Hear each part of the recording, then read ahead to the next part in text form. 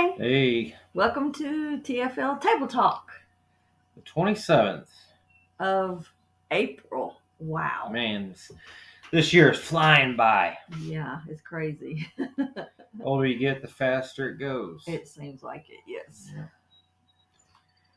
Well, I mean, go start off with this week on the farm. Yep. Of course, got the next batch of chicks in the incubator that are coming along. Yep.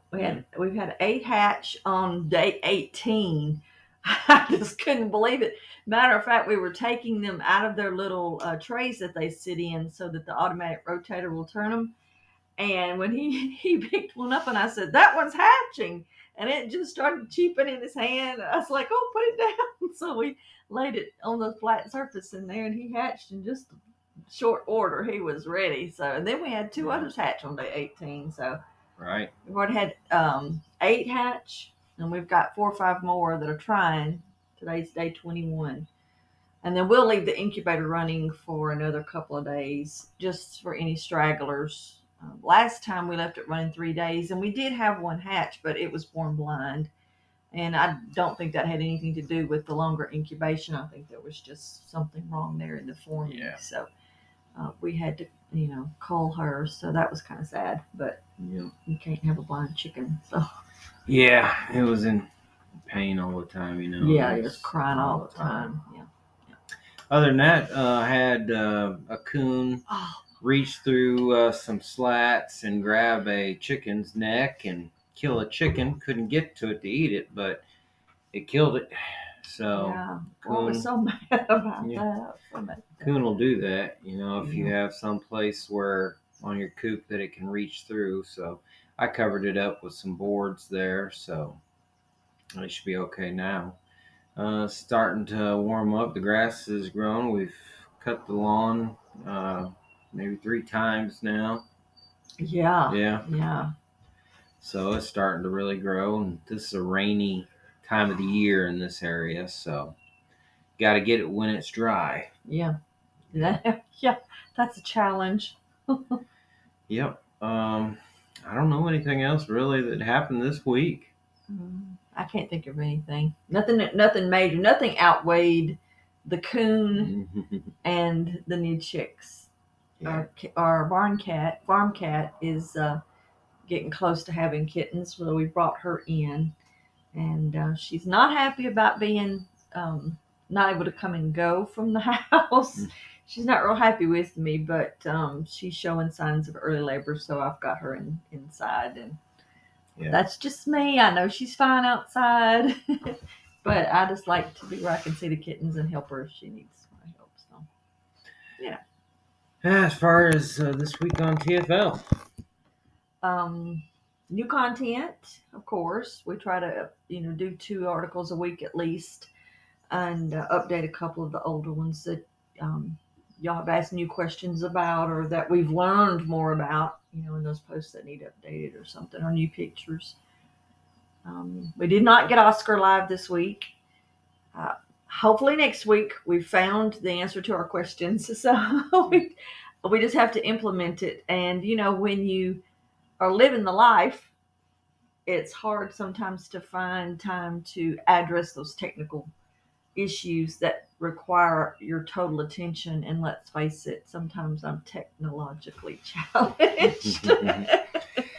Yeah. But, we'll get there. Hopefully this week. And as soon as he's released, we'll let the Telegram group know, and the email list will know. And then next week we'll announce it on our table talk. Yep.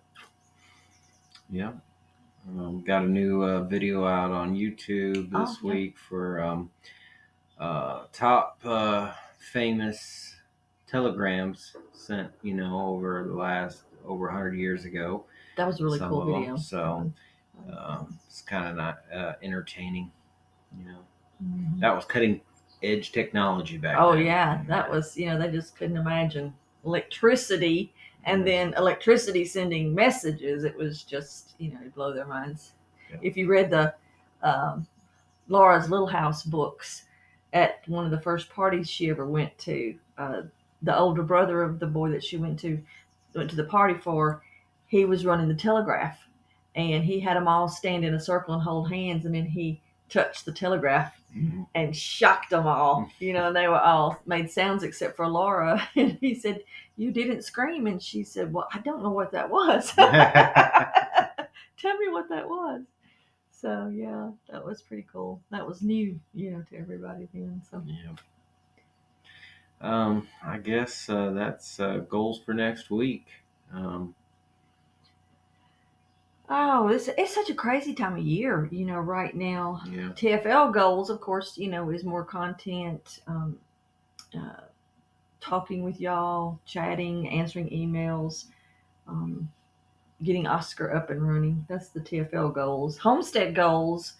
Um, the chicks in the grow out coop are ready to go into the big coop. They're pretty bored in their grow out coop. So they're ready to go over. So our goal is to get a little area fenced in for them inside the large coop, and let them be in there for, I don't know, 4 days to a week. It depends. Every set of chicks is different. Some of them learn real fast. Oh, this is where we sleep. This is where our food is. So then you can let them go and they'll come back because they're almost 12 weeks old now. Yeah. But, they are 12 weeks old now. So we'll see how long it takes them. But that's the farm goals. And then, of course, we had caring for the seedlings and that kind of thing. Get the garden plowed up one more time before planting. Yeah, and you had some, even though we had plastic, we didn't have enough plastic over. You lost a couple. I lost my cilantro and I lost my basil. Well, the basil might make it, but I have serious reservations, about that. Even though it was under plastic, I guess the condensation from the plastic, and then we had 2 or 3 nights in the 20s this week, so that was just a little.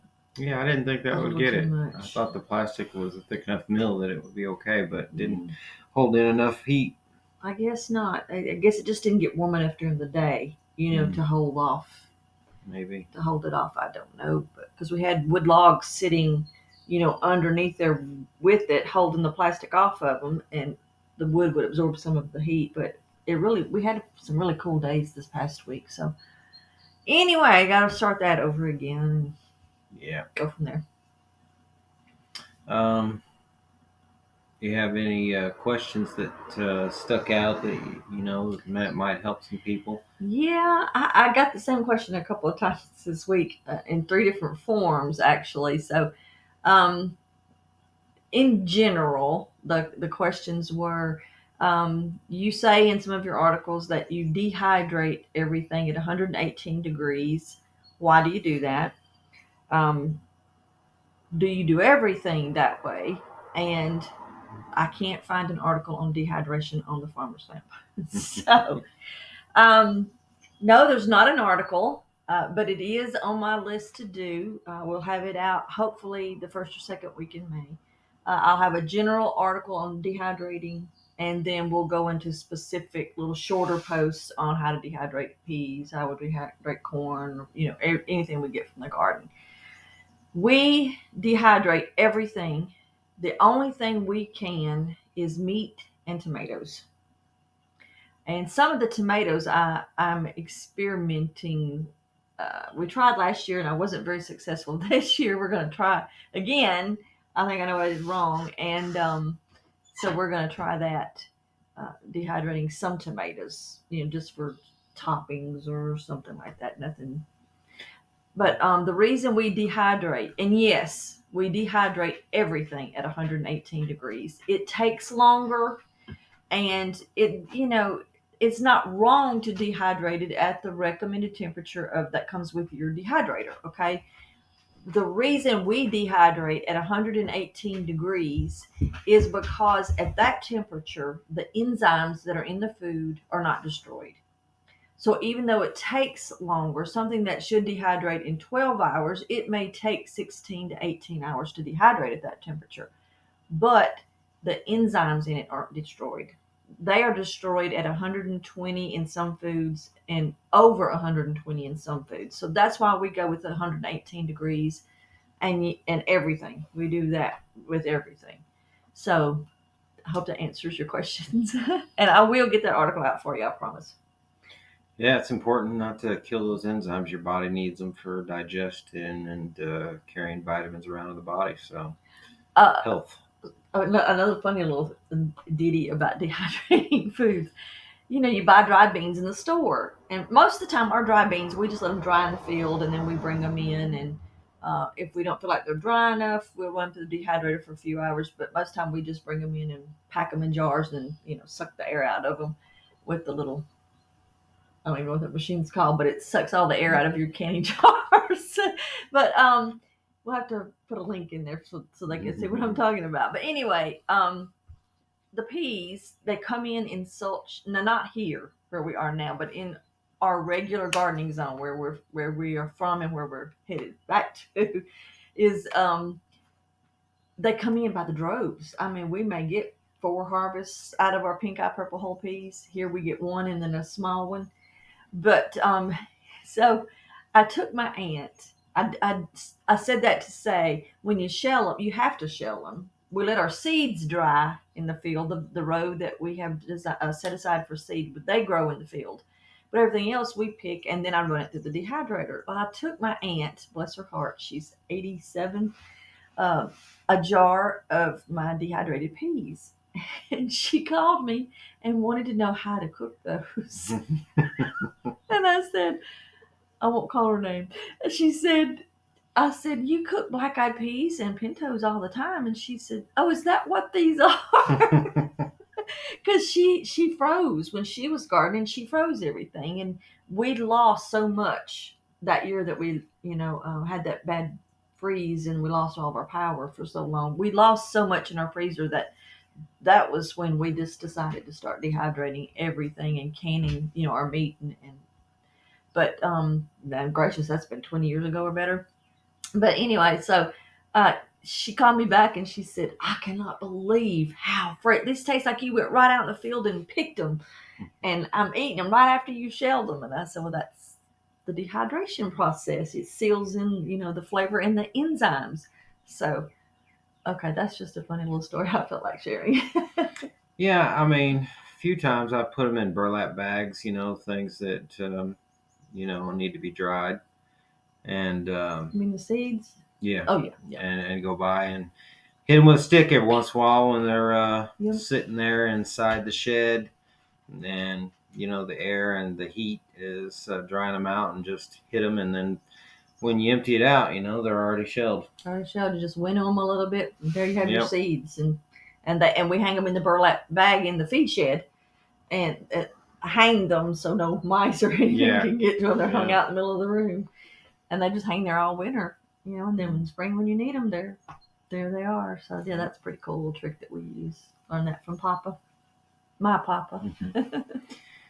I thought for health helps something that we do to help our health is this time of year a lot of people having sinus problems. Oh yeah, And allergies.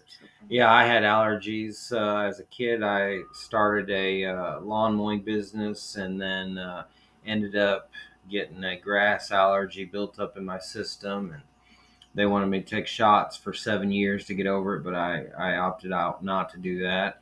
But we'd have, I'd have, sinus. It would get clogged up, and then it would get infected, and you'd have all that Vicious cycle. problem Yeah. going on. So some of the things that have helped us is essential tea tree oil.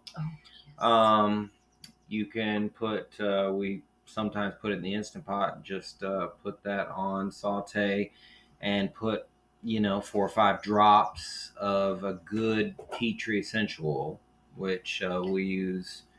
What brand is that again? We really only use Mountain Rose Herbs tea tree oil. It is the most effective.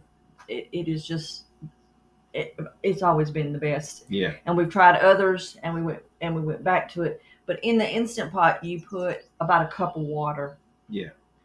And put it on saute, or you can do it on your stovetop in a pot, and then just put 4 to 5 drops of tea tree oil in there after the water comes to a boil.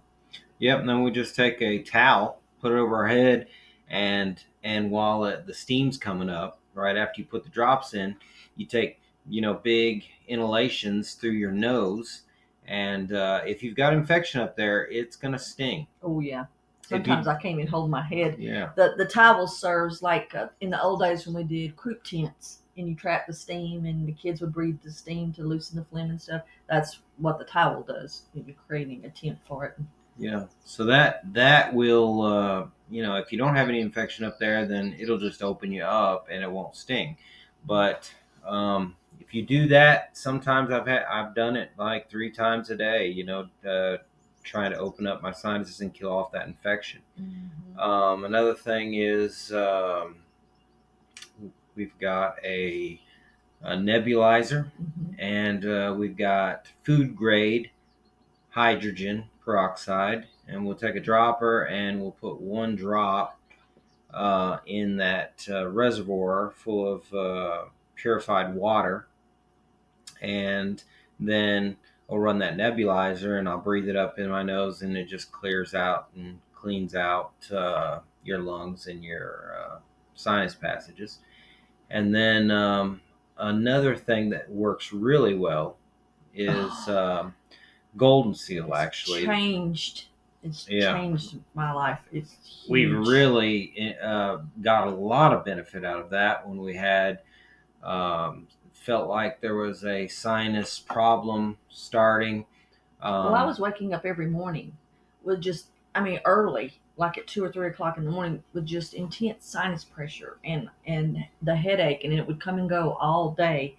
And then we started the Golden Seal, and get you some quality Golden Seal. Yes. If you don't have your own, it's a little expensive because it takes a long time to grow it.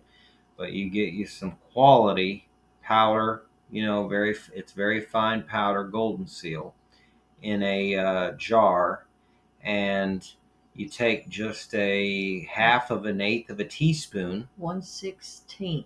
Yeah, 1/16, and just put that down somewhere, and then we take a one of our copper straws that we use, and we just put that up a nostril and close the other one, and then just breathe it all up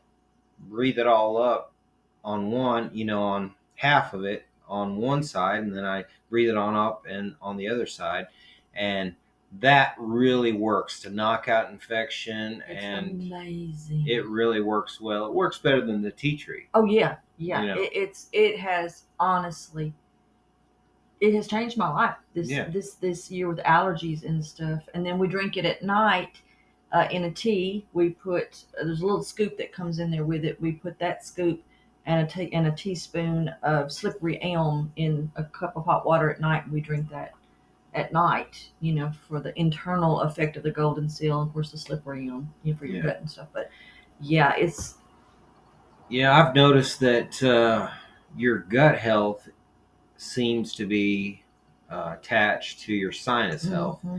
If I had in the past, if I had some issues where I wasn't using the restroom every day, if I got backed up, then I would get a sinus. My sinuses would get clogged up. Mm-hmm. So the slippery elm helps with digestion issues because it coats and helps with protecting. It stopped my reflux. System. Well, that's another health tip. Yeah. That's another health item. Today is sinuses, and you also do peppermint oil for your head when you've got a headache. Right up here on your sinus pressure points, there's a little. If you touch your eyebrows right here, there's a little indent place right there. You rub the peppermint oil in there. Yeah, you can push pressure points, and it'll hurt if you get it right. But you can push pressure points that'll help drain your sinuses. Yeah. And that peppermint oil too. I mean, if you've got a headache, even if it's a sinus headache or something like that, especially someone like me that shaves my head, I can put them right on top of my scalp, and it'll warm it up and it'll give me relief from headache sometimes. Just in So seconds. Yeah. yeah, that's something else we do for sinuses I didn't think about. And then also, I like the Alpine unit that we use. Yep. We've used it for years. When it first came out, we got one, and it just makes an atmosphere inside your house and cleans everything, not by pulling all the air through it, but by putting out ions that attach to particles that are too small for gravity to grab, and then pulls them to the ground. And basically, it'll kill mold in a room. We've used it to kill mold in the basement. We've used it to kill bad smell in a vehicle. Just put it in a vehicle for a couple days, let it run, and it'll kill any kind of lingering, smell. So keeping clean air, it's really one of the foundational pillars of health is to be able to get clean and good oxygen. And part of that we don't think about is being able to breathe well and make sure that we get long, deep breaths and the oxygen our body needs. So yeah, that's really helped us with our sinuses over the years. I'll try to remember to share the links to what we use. Yeah. In the comments or information or something on the video. All right. That might help.